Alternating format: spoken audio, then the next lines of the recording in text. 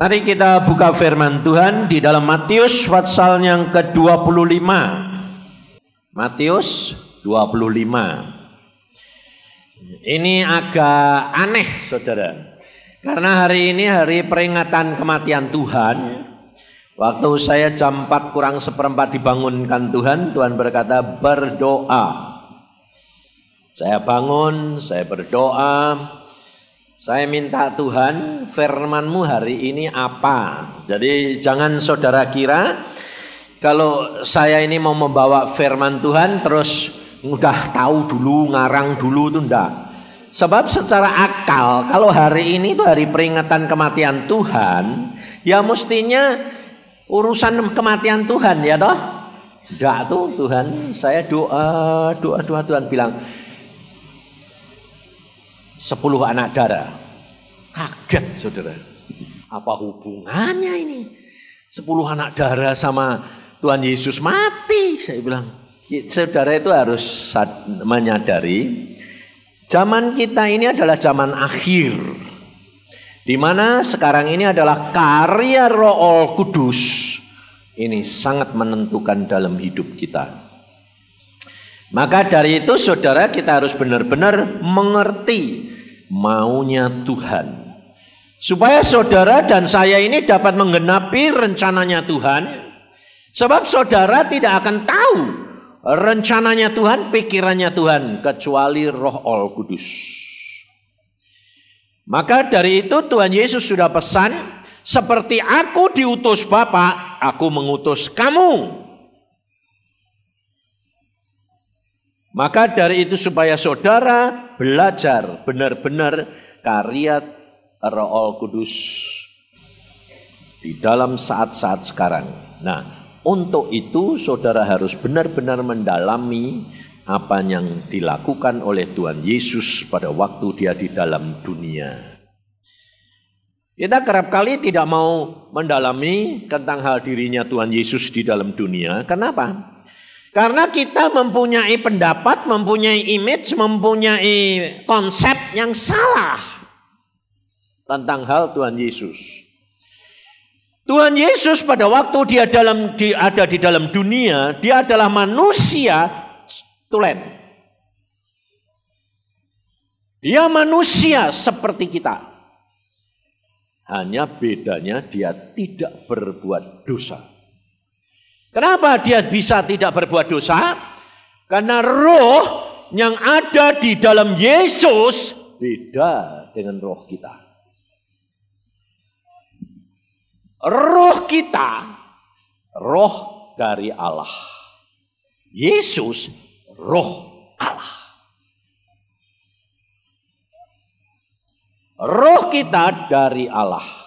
Maka kita butuh Roh Kudus yang sama dengan rohnya Yesus, rohnya Bapa, menguasai kita, memenuhi kita. Supaya roh kita bisa dibimbing seperti rohnya Yesus. Maka dari itu saudara, sebetulnya saudara dan saya lebih enak. Karena apa? Karena status kita sama dengan statusnya Tuhan Yesus pada waktu Tuhan Yesus dalam dunia. Tuhan Yesus pada waktu dia dalam dunia, dia sudah tahu apa yang akan terjadi. Bahwa dia akan mati, dia akan bangkit, itu sudah tahu semua. Nah, sebetulnya saudara dan saya juga tahu. Tapi masalahnya tidak bisa tahu. Harusnya saudara dan saya itu tahu. Sebab Alkitab sudah berkata, Roh Kudus yang akan datang akan memberitahukan kepadamu. Jadi harusnya tahu, tapi tidak bisa. Mengapa? Ada 2 kemungkinan. Mati atau tuli.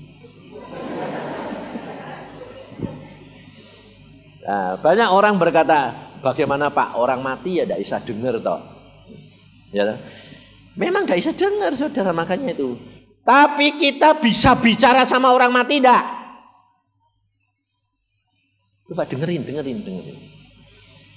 Orang mati tidak bisa dengar, tapi kita bisa bicara sama orang mati tidak? Bisa. Kita mati, Tuhan ini ngomong terus. Sampai dikirim Roh Kudus, saudara bagian saudara menerima, rohmu hidup. Nah, kalau tidak percaya begini. Saudara pergi rumah sakit, kamar mayat. Saudara pergi ke kamar mayat, nah, orang di kamar orang mati semua dah. Terus kamu ngomong di situ. Hei kamu mayat-mayat. Nah, ya dah. Bisa enggak? Bisa toh? Bisa. Masalahnya dia enggak.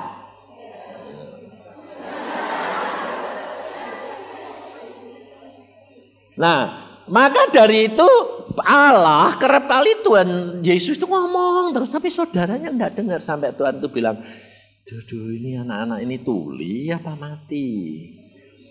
Gitu loh. Nah, maka dari itu untuk menyembuhkan ketulian kita itu hanya bisa Roh Kudus. Dengan kuasa dia masuk di dalam hati kita, lah dia mempengaruhi jiwa kita sehingga telinga kita menjadi dengar. Jadi tugas saudara, kerap kali saya ditanya, bagaimana sih Pak Tuhan Yesus dengar suara Tuhan? Saya bilang, tidak bakal bisa. Loh, tidak bisa? Tidak bakal bisa. Karena kamu bilang, bagaimana bisa mendengar? Berarti kamu punya usaha. Tidak mungkin. Tugas kamu dan saya, baca Alkitab, terima Yesus, dengar, tenang. Roh Kudus masuk, dia akan menjadi tambah besar, menguasai jiwamu, telingamu akan terbuka. Karena kuasa Tuhan berjalan dalam hidup saudara dan saya. Saya itu dulu tidak ngerti, saudara. Saya bilang, kenapa sih Tuhan, engkau kan punya kuasa, bikin orang segini semua dengar enggak? Dengar. Tuhan bilang, kalau gitu nanti mereka itu manja, kurang ajar. Nanti malah terhilang, Tuhan bilang. Makanya saudara, banyak hamba-hamba Tuhan, orang-orang yang dekat kepada Tuhan, malah tidak masuk surga. Kenapa? Jadi kurang ajar. Merasa kuasanya adalah dia punya. Roh Kudus yang ada di dalam dia bisa diapakan? Dimanfaatkan. Disuruh kerja. Makanya perhatiin saudara, bos sama satpame galak mana? Galak satpame. Kenapa kok galak satpame? Karena dia tidak yang punya, jadi dia merasa punya. Nah, demikian juga anak-anak Tuhan kerap kali, waduh. Ya dah, maka dari itu kita belajar firman Tuhan. Coba, mengapa Tuhan hari ini kok memberitahukan ini loh? 10 anak darah. Nah, yuk kita baca. Matius 25, mulai ayat yang pertama. Pada waktu itu hal kerajaan surga seumpama 10 gadis yang mengambil pelitanya dan pergi menyongsong mempelai laki-laki. 5 diantaranya bodoh dan 5 bijaksana. Gadis-gadis yang bodoh itu membawa pelitanya, tetapi tidak membawa minyak. Sedangkan gadis-gadis yang bijaksana itu membawa pelitanya dan juga minyak dalam buli-buli mereka. Tetapi karena mempelai itu lama tidak datang-datang juga, mengantuklah mereka semua lalu tertidur. Waktu tengah malam terdengarlah suara orang berseru, "Mempelai datang, songsonglah dia." Gadis-gadis itu pun bangun semuanya lalu membereskan pelita mereka. Gadis-gadis yang bodoh berkata kepada gadis-gadis yang bijaksana, "Berikanlah kami sedikit dari minyakmu itu, sebab pelita kami hampir padam." Tetapi jawab gadis-gadis yang bijaksana itu, "Tidak, nanti tidak cukup untuk kami dan untuk kamu. Lebih baik kamu pergi kepada penjual minyak dan beli di situ. Akan tetapi waktu mereka sedang pergi untuk membelinya, datanglah mempelai itu dan mereka yang telah siap sedia masuk bersama-sama dengan dia ke ruang perjamuan kawin. Lalu pintu ditutup. Kemudian datang juga gadis-gadis yang lain itu dan berkata, Tuan, Tuan, bukakanlah kami pintu. Tetapi ia menjawab, aku berkata kepadamu, sesungguhnya aku tidak mengenal kamu. Karena itu berjaga-jagalah, sebab kamu tidak tahu akan hari maupun saatnya. Saudara, dua kelompok gadis ini adalah orang-orang Kristen. Tuhan Yesus memperingatkan saudara dan saya, ada dua kelompok orang Kristen ini. Yang satu sebetulnya kalau di sini dikatakan bodoh, karena bodoh dalam bidang rohani. Bukan bodoh akali. Karena apa? Ini justru orang yang banyak pakai akal. Karena apa? Kemanten tidak mungkin datangnya tengah malam. Mana ada kemanten kok tengah malam? Makanya terlalu banyak ngake akal. Sebab Allah Tuhan berkata di dalam firman-Nya, hikmat Allah adalah satu kebodohan bagi manusia. Hikmat Allah satu kebodohan. Sedang hikmat manusia satu kebodohan bagi Allah. Jadi saudara hidup di dalam dunia ini, dalam dua dunia. Dunia daging dan dunia roh. Kalau nanti kita masuk surga sudah dunia roh. Tapi dunia roh yang kita capek di surga harus dimulai dari dalam dunia daging. Karena Tuhan Yesus sudah berkata, kerajaan surga ada di antara kamu. Sekarang, bukan nanti, saudara. Kerajaan Allah ada di antara kamu. Jadi kita harus mulai dari sini. Nah, setiap orang yang dilahirkan di dalam dunia, Allah lihat kelemahan, kelebihan, dan Tuhan lihat. Lalu dari situ Tuhan lalu menetapkan. Wah, anak ini punya target besar. Anak ini punya target kecil. Tapi tidak usah ribut besar kecil, saudara. Sekecil-kecilnya di sana, itu lebih daripada isi dunia. Di sini saja kamu jadi orang kaya atau jadi orang pinter se-Indonesia, jadi orang pinter, orang bijaksana, orang kaya, orang ya toh cantik, ya toh se-Indonesia, banggane kayak apa? Apalagi jadi ratu kecantikan, jadi orang kaya, jadi orang yang pinter seluruh dunia. Lebih bangga toh? Itu kalau dibandingkan di sana yang paling kecil. Paling kecilnya di sana. Hikmat Allah yang paling bodoh. Yang paling kecil lah. Dibandingkan dengan dunia ini. Tidak ada apa-apanya, saudara. Saudara tahu? Bayangin, waktu saya dibawa ke sana itu, matahari saja kalau kita lihat sinar matahari silau toh. Silaunya kayak apa? Lebih dekat, lebih panas, Pak. Di sana waktu saya dibawa, digandeng Tuhan, aku bilang, lu Tuhan, terangnya kok kayak gini, lebih terang dari matahari. Tapi kok enggak panas? Tuhan bilang, aku lebih terang daripada matahari ribuan kali. Luar biasa.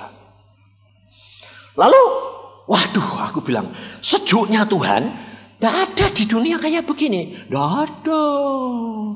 Kamu mau pakai AC kebanyakan, dingin. Betul? Kurang AC, panas. Di sana aneh, saudara. Terangnya lebih terang dari matahari, tapi tidak silau. Loh, aneh sampean. Sejuknya tidak ada di dunia. Kebanyakan AC kedingin, dasarnya ndak. Sejuknya itu, waduh, tidak bisa digambari, saya bingung kan. Saya bilang, ini kok aneh sih Tuhan, saya bilang. Kok sejuknya kayak gini kok?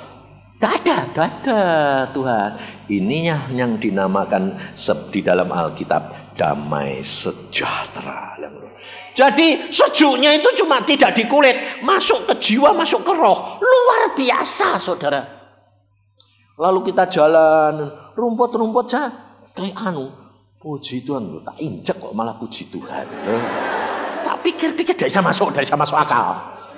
Nah, lalu lewat bunga-bunga kan, nah, sebetulnya kalau madep sana ya madep sana terus toh. Ya toh? Ini enggak tuh, madep sana, lewat piu. Lalu saya bilang, hah? Kamu di sini semua lihat keindahannya. Loh, kalau saya lihat punggungnya bunga ya dah bagus. Tapi kalau siung lah. Jadi saudara tahu, kamu ini nanti loh di sana itu loh. Di sini nomor 1 toh? Loh, kamu ini di sini nomor 1 dah? Iya, wong tidak ada orang yang model kayak kamu. Seluruh dunia cuma kamu. Meskipun bentuk umumnya sama, punya mata 2 no. Tapi ada yang matanya podo, ada yang gini, ada yang gini, ada yang gini. Pasti beda. Jadi berarti saudara ini nomor 1 di seluruh. Tapi saudara tahu nanti kalau sampai sana, kamu lebih cakep, lebih cantik.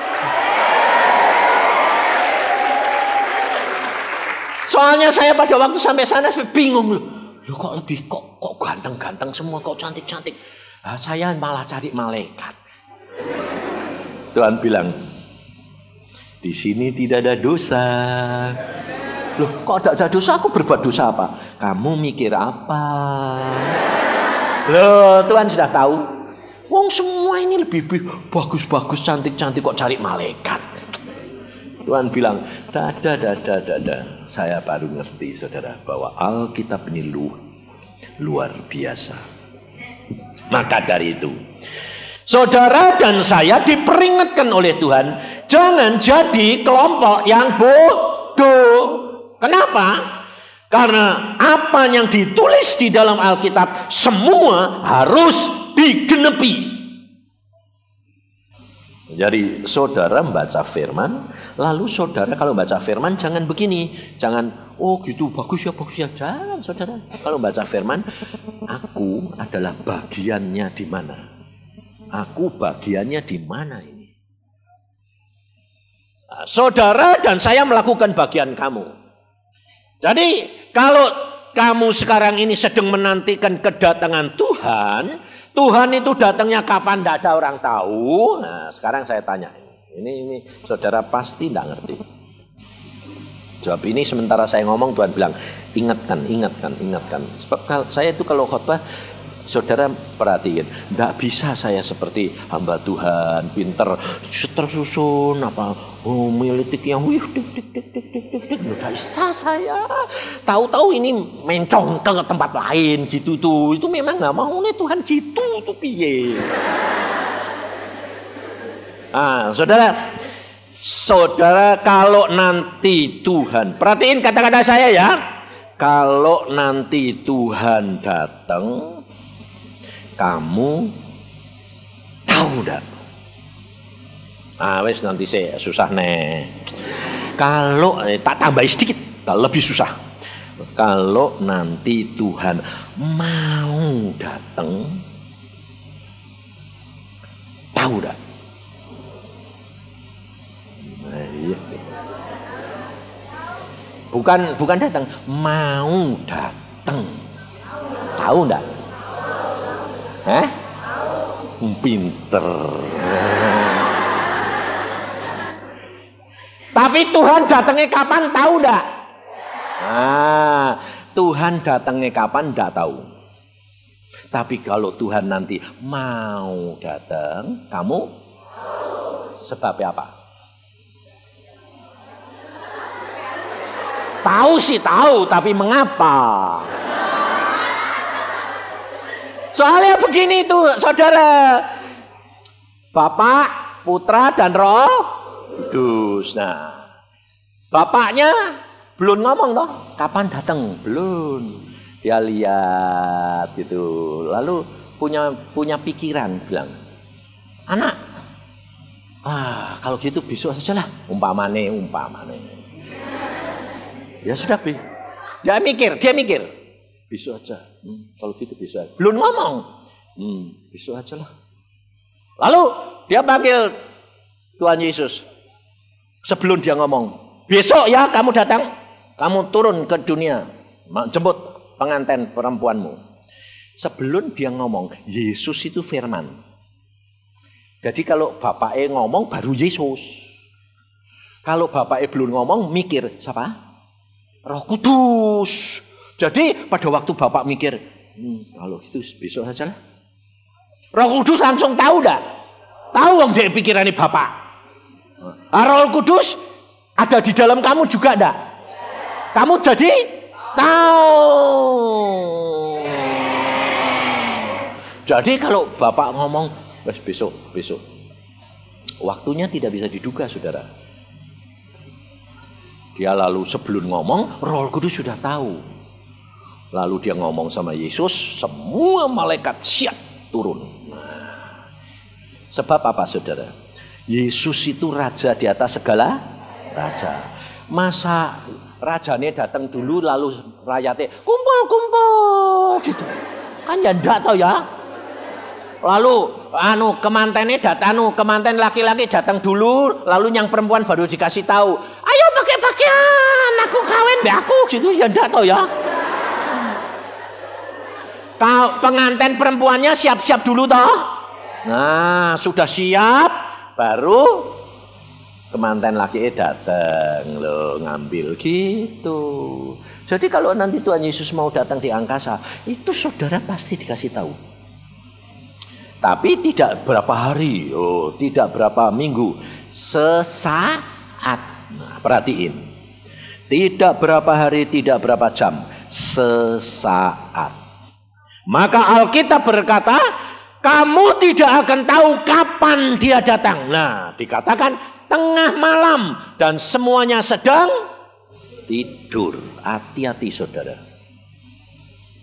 Makanya kalau kamu tidur, kalau sewaktu-waktu tengah malam atau jam 1, jam 2 dibangunkan Tuhan, bangun. Langsung sembahyang. Sebab itu melatih saudara dan saya peka kalau nanti Tuhan Yesus datang begitu. Tapi kalau kamu bangun, nanti rasain loh. Tuhan ini datang ketinggalan, kamu bareng semua ribut. Loh kok hilang? Aku ditinggal sendiri kemana? Kabur gue kan dia. Telat, saudara. Makanya itu kalau sembahyang, saya tuh biarpun tiap pagi kalau tidur itu tidak mau malam-malam. Sebab tahu kalau pagi itu mesti Tuhan tuh datang. Bangun. Kadang-kadang jam 3:30, kadang-kadang jam 3. Kadang-kadang 1:30, saya bilang, lu baru tidur 3 jam kok Tuhan. Bangun.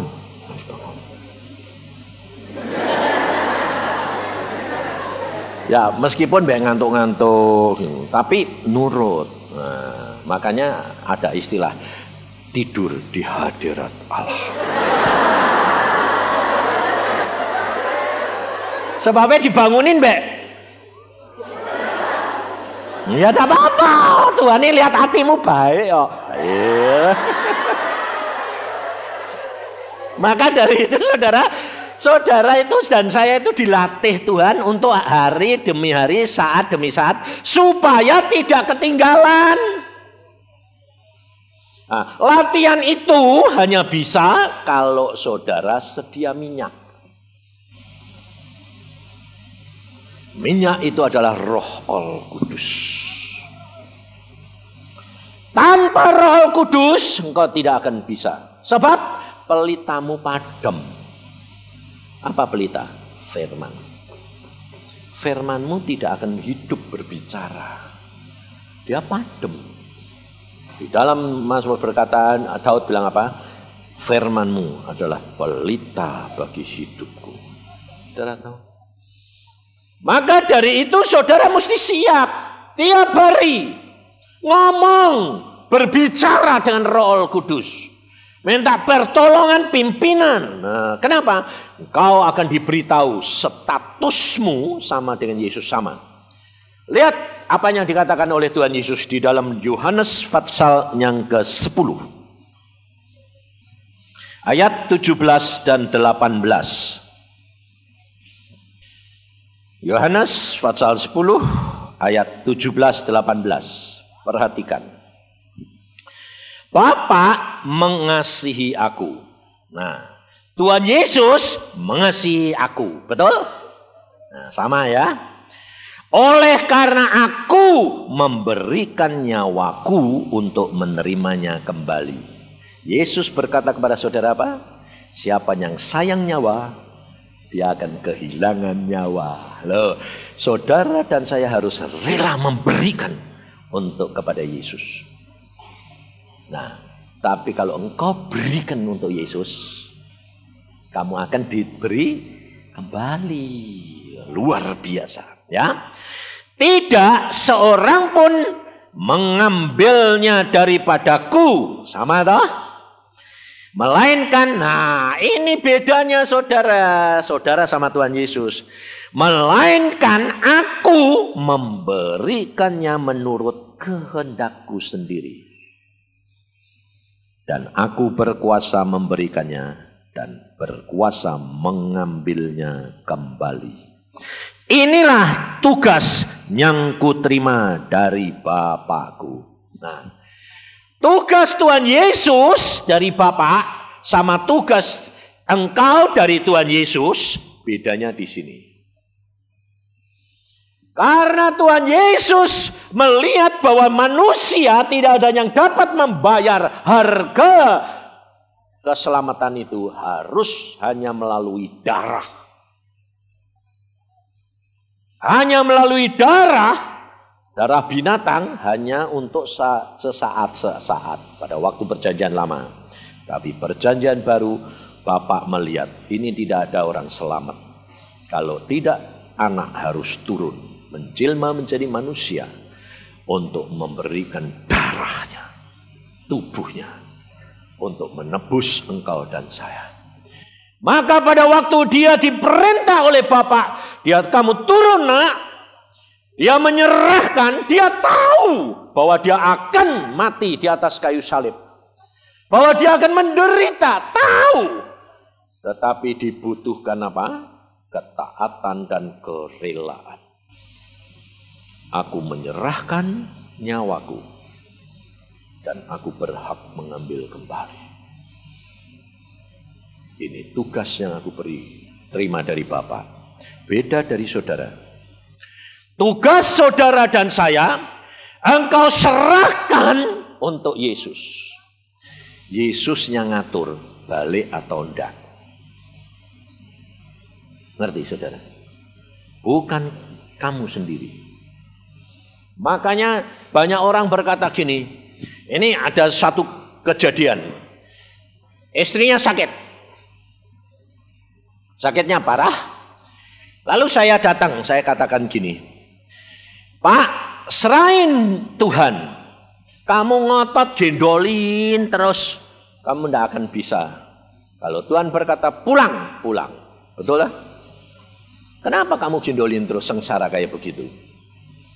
Serahin dong kepada Tuhan. Lalu dia pakai ayat. Siapa menyerahkan nyawa, dia akan mendapat nyawa. Jadi dia mau menyerahkan dengan harapan balik. Oh kalau gitu tak imani. Tak balik ke Tuhan, tapi tak ambil balik.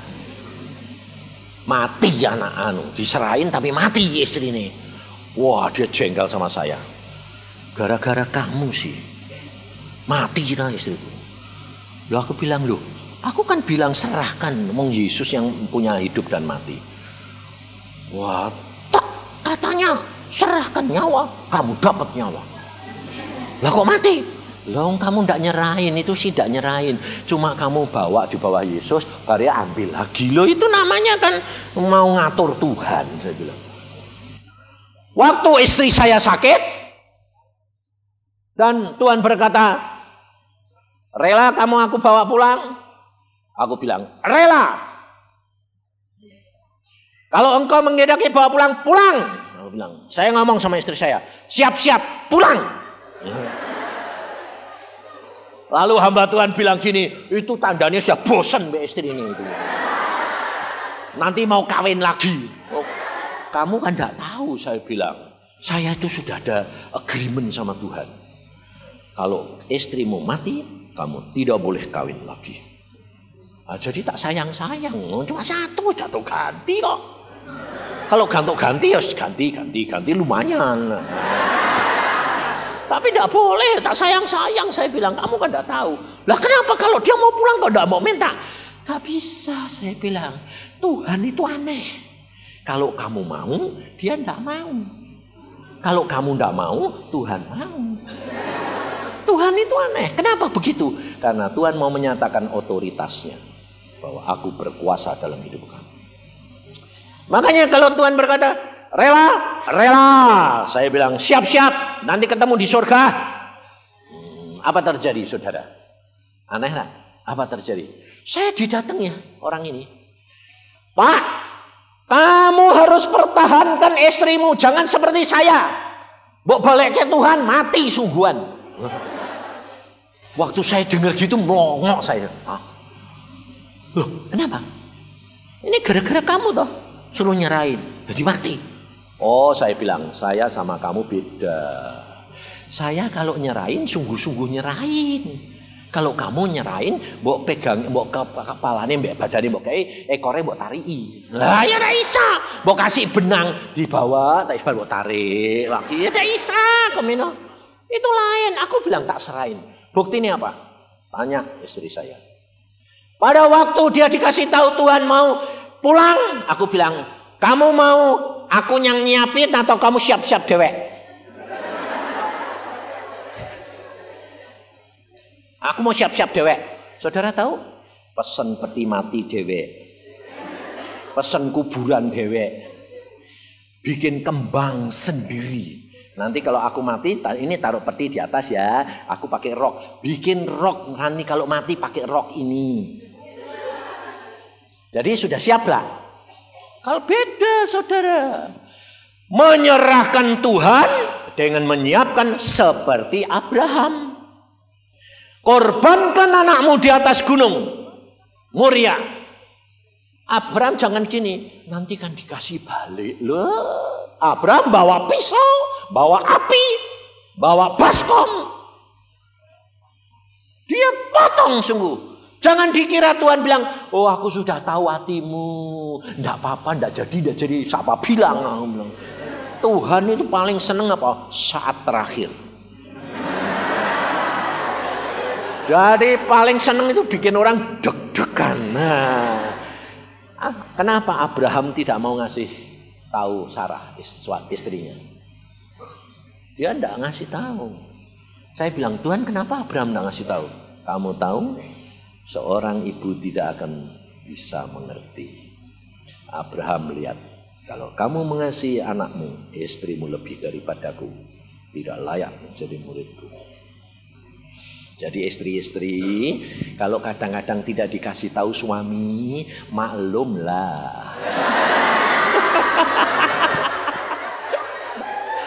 Ada hal-hal rahasia yang tidak boleh dikasih.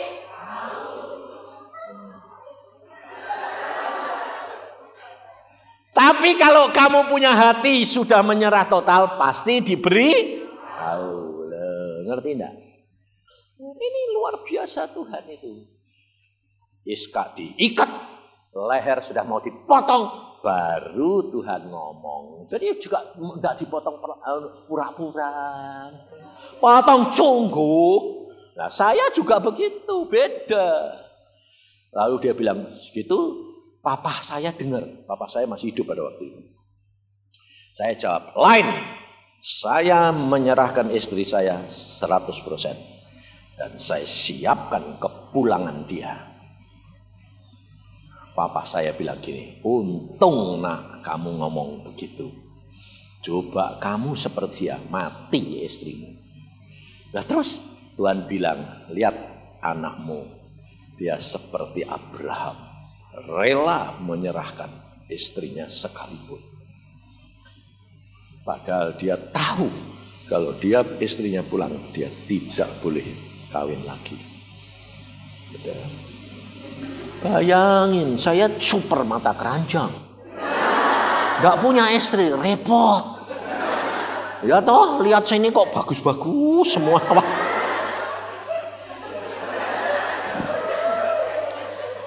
Tapi Tuhan lebih tahu, saudara, setelah saya serahkan, Tuhan tuh lihat, hambaku satu ini kalau tidak ditungguin istrinya, menceng-menceng. Lalu Tuhan bilang, baik, balik loh, balik. Saudara tahu dia balik berapa kali? 3 kali. Balik 3 kali. Bayangin. Umur 17 itu di Elizabeth, dia waktu pacaran sama saya itu sudah mati. Saya dari Jogja dikasih tahu Tuhan, kekasihmu pulang. Loh. Wong katanya kon kawin mbak aku kok pulang gitu. Tuhan kowe kok aneh-aneh. Rela ndak? Loh ya jangan gitu dong. Oh dulu ndak rela saudara, lah belum kawin no.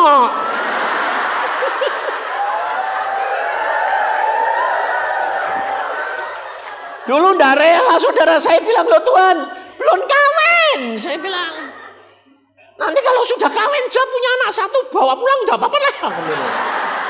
Setelah punya anak 1 benar-benar saudara Tuhan, jam 2 pagi saya tidur sendiri di kamar, dipanggil kayak Samuel. Dia gini, nama saya dulu bukan Yusa, belum. Chongsin. Saya dipanggil kaget. Malam-malam jam 2 kok ada orang panggil-panggil. Saya bilang, saya keluar, sepi tidak ada orang. Loh kok tidak ada orang? Mengkorok toh ya. Wong belum anu. Balik lagi. Sebab biasanya Tuhan kalau datang enggak gitu. Makanya itu di situ saya tahu bahwa Tuhan itu selalu baru. Biasanya kalau udah datang itu suasananya sudah enak, loh, tenang, damai. Lalu hadirat Tuhan luar biasa, ada terang. Ini enggak, ada suara tengah malam lagi. Tongsin. Sopo toh aku bilang, meh keluar lagi, wis tutup lagi dada. 2 kali saya sembahyang. Jangan tidur lagi dah sembahyang. Tuhan, Roh Kudus, sing manggil tuh sopo? Tuhan berkata, Tuanmu Yesus Tuhan datang. Wah kaget aku, nyembah aku bilang, Tuhan ada apa?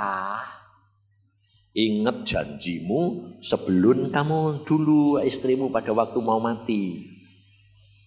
Sudah lama itu. Aku tidak pernah lupa. Mateng gue ya. Maka dari itu hati-hati kalau ngomong, jangan sembarangan gue ya. Tuhan itu dengar dan dicatat itu ternyata. Dia berkata begini, ingat kamu dulu calon istrimu mau tak bawa pulang. Kamu bilang apa? Kalau sudah kawin punya anak 1 boleh. Saudara tahu Tuhan bilang apa? Sekarang kamu sudah punya anak 1, umur 1 tahun. Sekarang kamu boleh pilih. Istrimu yang aku bawa pulang atau anakmu perempuan. Waduh bingung saudara. Jadi jam 2 itu sudah ada ngantuk lah. Wis kon milih kok milih angel. Tapi kalau istrinya yang mulang, aku ditinggali anak 1, susah. Nanti mesti cari baby sister. Lah baby sisternya bisa bahaya. Jadi saya bilang, susah, wes pilihin. Dah Tuhan, 2 ambil aja lah. Udah pilih aku bilang gitu.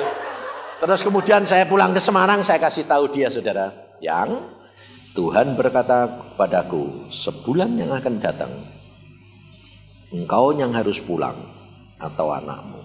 Saudara. Dan itu kejadian, tidak bilang sudah rela, tidak bisa. Sebulan kemudian saya sedang mau ujian akhir, tinggal satu fak.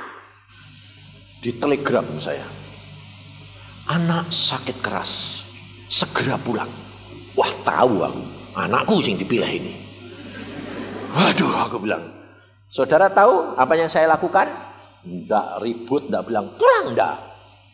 Saya masuk kamar, teman-teman saya kedokteran bilang gini, pulang, udah gak usah ujian, gak lulus, nanti ujian lagi. Ngawur, aku bilang, tinggal cuma satu kok, pasti lulus kok, aku bilang itu. Ngapain ngulangi? Mosok kamu lebih cinta pelajaran daripada anakmu? Lah nek mati ya bojai, aku bilang. Percuma, aku bilang. Betul enggak? Datang wis mati ya ngopo, aku bilang. Wis mati nanti tidak lulus. Aku bilang. Enggak, aku bilang. Nah, apa yang kamu lakukan? Aku punya Tuhan. Saya bawa telegram, saudara, masuk kamar. Berlutut, saya bawa gini. Tuhan, baca. Loh, saudara tidak bisa gitu toh. Ini Alkitabiah. Baca pada waktu Hizkia di Kepung. Saya begitu niru. Tuhan, baca. Saya bilang terus Tuhan, aku bilang gini, bagaimana? Jadi tidak tahu ulang. Bagaimana? Anakmu hidup karena istrimu menyerah total. Kadang-kadang anakmu hidup, wah, tidak jadi pulang. Anakku hidup, nggak pulang aku orangnya gitu kok. Padahal anak saya itu Iin tuh sudah diberitakan mati dan ibu saya, ayah saya sudah datang dari Jepara. Karena sudah tidak bangun-bangun. Dagim, waktu dia lihat anaknya mau mati.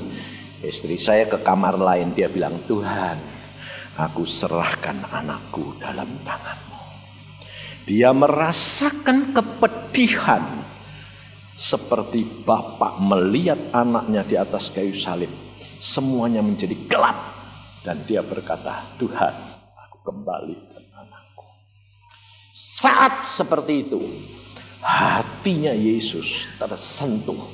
Anak itu bangun. Teriak, mama, bangun. Itu Yesus. Dan sekarang Iin, anak saya perempuan, dipakai Tuhan luar biasa. Maka dari itu saudara, Yesus berhak memberikan, Yesus berhak mengambil. Tapi tugas saudara dan saya, engkau berhak memberikan. Yesus yang menetapkannya, bukan kamu. Karena Yesus yang sudah membayar, bukan kamu. Maka dari itu kalau saudara dan saya nanti makan, saudara harus ingat. Hanya karena darah Yesus saudara mempunyai tanda. Engkau boleh masuk surga. Tapi ingat, jangan jadi gadis yang bodoh. Jangan jadi gadis yang bodoh. Saudara dan saya harus siap minyak. Roh Kudus selalu ada. Supaya sewaktu-waktu menyala kembali. Menyala. Sebab Yesus sudah berkata apa? Sumbu yang berasap sekalipun tidak akan dipadamkan. Masih ada kesempatan untuk dinyalakan kembali oleh Roh Allah Kudus. Jangan saudara kira semuanya itu tidak ada artinya. Luar biasa Tuhan. Karena ada saatnya saudara tidak bisa minta tolong yang lain. Lihat gadis yang punya minyak. Dia berkata apa? Tidak bisa. Aku ini minyakku tidak cukup nanti. Sebab saudara tahu, setiap orang mempunyai bagian sendiri-sendiri sesuai dengan kebutuhannya. Dan Tuhan memberikan kepada saudara dan saya secukupnya. Ada yang dikasih banyak karena Tuhan tahu dia butuh banyak. Yang dikasih sedikit dia butuh sedikit. Tapi perhatikan secukupnya. Maka dari itu saudara harus sadar. Roh Kudus yang ada di dalam Yesus. Alkitab berkata di dalam Yohanes. Berkata rohnya tidak terbatas. Tapi buat saudara terbatas. Untuk kepentingan pribadi demi pribadi. Masuk surga tidak gandeng-gandengan. Maka dari itu kalau engkau nanti menerima makan ini. Roti memperingati tubuh Yesus dan darahnya. Jangan main-main saudara. Tuhan berkata. Mengapa banyak yang penyakitan. Mengapa banyak yang mati? Karena memandang ringan darah dan tubuh Yesus. Tetapi jikalau roh mereka menantikan dan mengingat pengorbanan dia, sakit apa saja sembuh. Karena Yesus menjadi satu dengan darahmu. Kamu iman, kamu beriman bahwa Tuhan darahmu menyatu dengan darahku. Jiwamu menguasai jiwaku. Dagingku dikuasai oleh dagingmu. Maka engkau akan diubah menjadi berbuah buah roh. Sehingga saudara dan saya masuk ke dalam kerajaan surga. Ngerti saudara? Yesus luar biasa. Maka dari itu ingatlah. Saudara dan saya, Tuhan sudah berkata, aku sudah mati, tapi aku hidup. Aku sudah mati, tapi aku hidup. Karena dia berkuasa memberikan dan mengambil. Demikian juga saudara dan saya. Berikan dalam tangan dia. Dia berkuasa mengembalikan. Saya itu terus terang saudara, kerap kali kan saya selalu ngomong, aku sudah kepingin pulang, aku kepingin pulang. Karena apa? Saya bukan bosan di dunia saudara, saya menikmati dunia. Tapi kalau dibandingkan di sana, tidak ada artinya. Tidak ada artinya. Aku rindu tinggal dengan Yesus. Karena apa?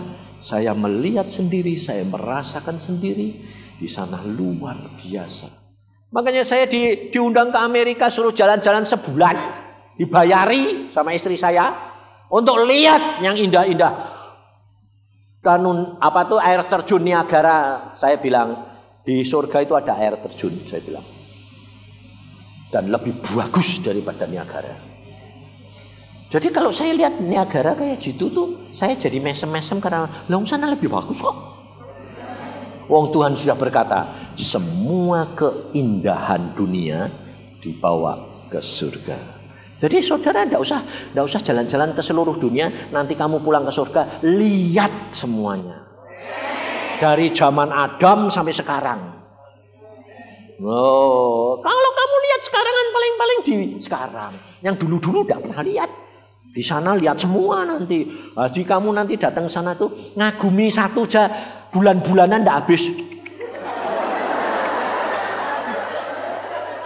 Jadi umurmu nanti ribuan tahun di sana itu udah habis, saudara. Jangan kira, loh Pak, di sana nanti bisa tamasya. Bisa. Kamu kepengen yang seneng gunung, ya lah. Ada gunung, ada. Kamu ke gunung, wah bagus ya. Oke, warnanya saja warna biru saja kamu lihat biru, kesengsem. Kok aneh biru kok ada di dunia? Ya memang gak ada. Kesengsemnya itu tidak habis-habis saudara. Makanya saya kadang-kadang itu Tuhan duduk di kursi, Tuhan saya sedang tidak ada apa-apa, saya pikir gini, Tuhan, ini kok beberapa hari kok tidak ngomong sih Tuhan. Aku bilang itu, kok tidak ngomong, tidak apa-apa, tidak datang ini, ada apa? Aku bilang itu, aku salah apa? Manja saya. Lalu Tuhan, datang dia liatin gini, Yusa, oh ya Tuhan, kamu lihat aku apa? Sedang duduk di kursi Tuhan. Coba lihat kakiku. Oh ada anjing kecil.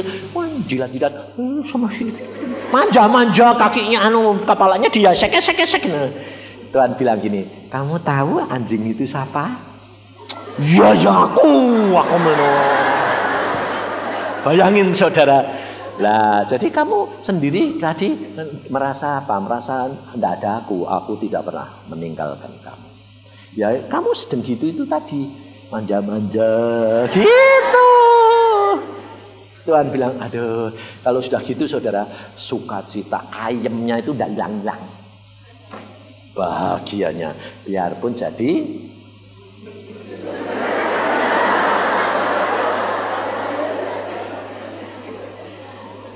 anjingnya lumayan toh. Nah, ya di Amerika itu ada anaknya tidak dikasih warisannya dikasih anjingnya.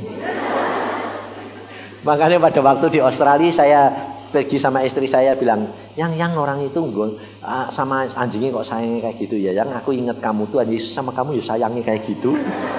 Saya bilang, iya. Lebih sayang anjingnya daripada anaknya. Nah, makanya kalau dulu dia selalu tidak ngomong, oh kue anjingnya, aku anaknya. Nah, aku bilang, sekarang baby, aku ya mau jadi anjing.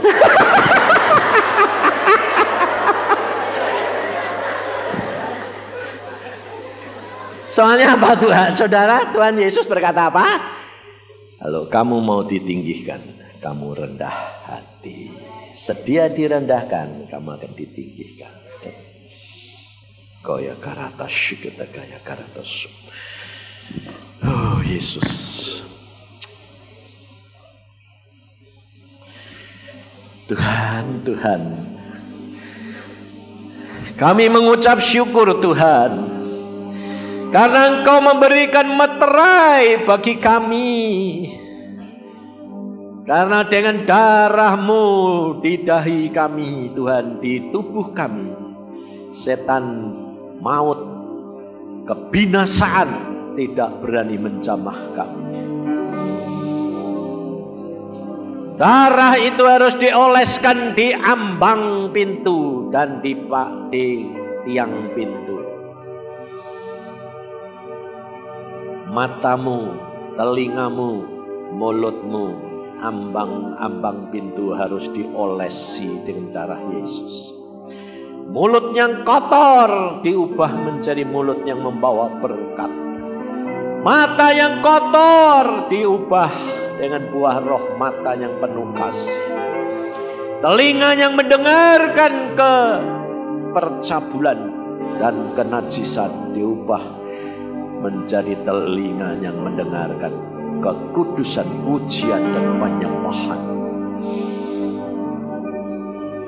Mari Tuhan, ini kami Tuhan.